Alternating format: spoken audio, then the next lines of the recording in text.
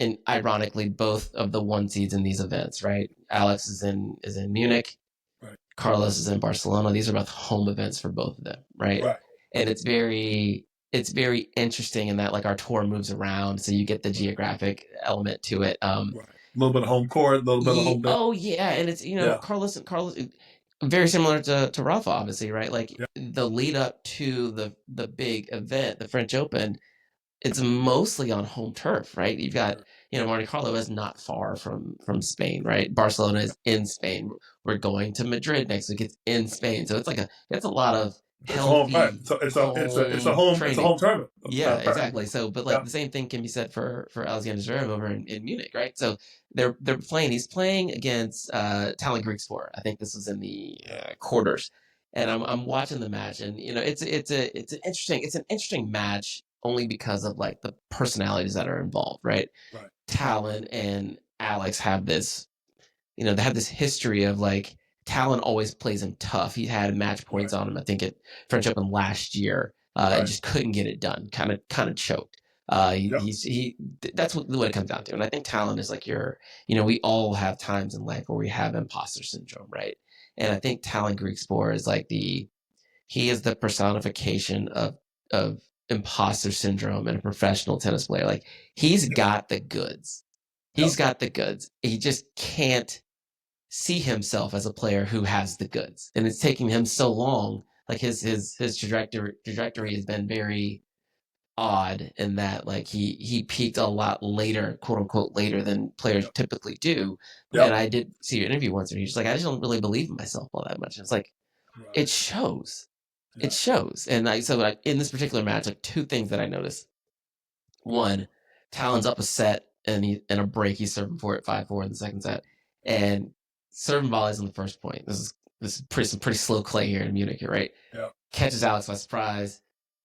First volley, drop volley, clean, great. Okay. Next point, serving volleys again. Ends up with a short forehand and just does not do enough with it. Alex rips the passing shot on the backhand. Crowd goes wild. The fact that he went to the backhand is all. Exactly. It's like anything you can do here, man.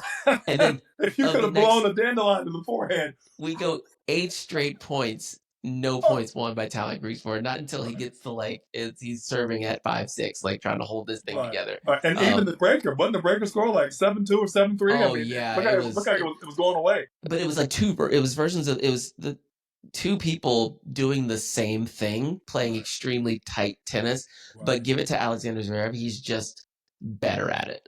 Like he will almost force himself. His level is better. Right. His tight game is 90 is the honor scale versus the regular class. 93%, and Talon is there at 89, not quite making the A. Exactly. Totally get it. Great name, by the way, Talon. Talon's an awesome name. Great name. The Eagle Claw. I figured a claw. You know what I mean? Was he Netherlands? Is that where he's from?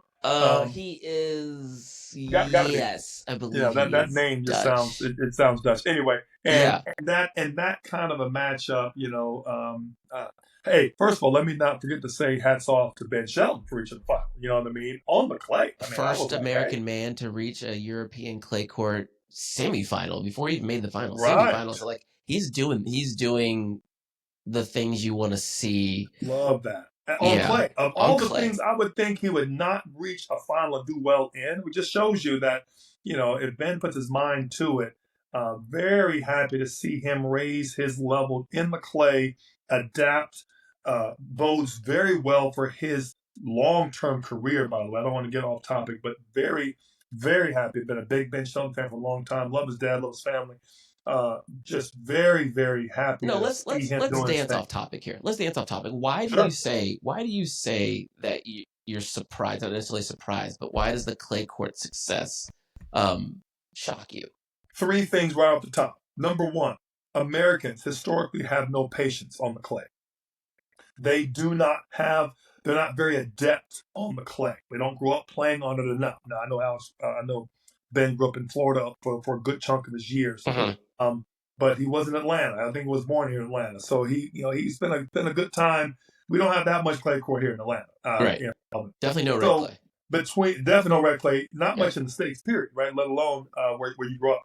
So I'm looking at no patience, not very adept at the footwork and the play development of the clay.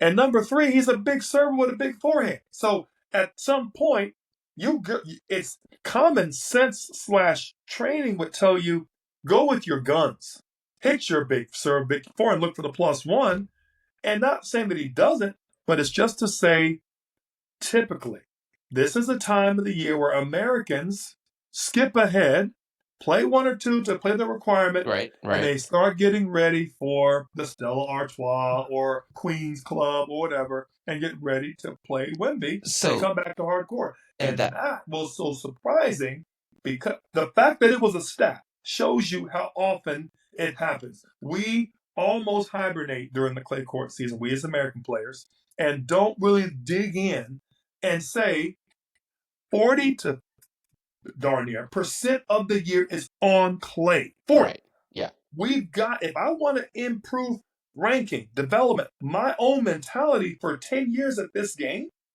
I better learn this red clay stuff and figure it out. So that was the reason why I asked the question, right? Because I think Ben, when he hit the tour, the whole thing was like, man, that serve is big. Man, that arm is live. And what I've seen from Ben over the last, let's call it 18 months, is almost I'm not going to say regression, but like a commitment to find B game. Like he's become so much more steady. And then you start to add in, okay, he can actually run that forehand up cross court with some decent spin. And he moves pretty well. I mean, he moves very well, right? He's not for a guy his size. Yeah. So that's why I asked like why you were surprised, because from what I've seen over the last, let's even shrink it to the last 9 months, I'm not actually all that surprised, because he's kind of going down that path of like, I want to be a guy who shows up all year round on all surfaces, and that might require toning down some of the emphasis on the big stuff, which I know we've talked about before, we don't love, but he is becoming, a more well-rounded, solid attempting to be a week in, week out player.